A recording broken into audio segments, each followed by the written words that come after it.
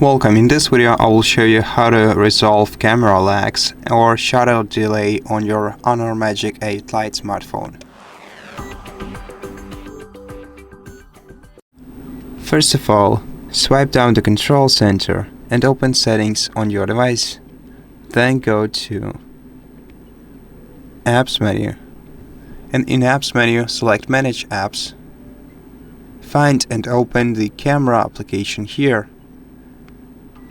Then go to Storage, and in Storage menu you can clear both cache and data of your camera, though the data cleaning will reset your device's settings to the default.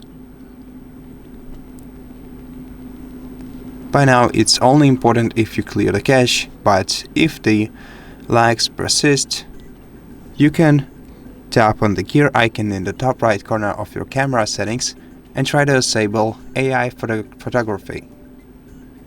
And if this doesn't help you, then you can eventually clear the data and reset settings of your camera. And that's how you do it. Thank you for watching this video. If you liked it, please consider subscribing to our channel, leave us a like and a comment below, and I'll see you in the next one.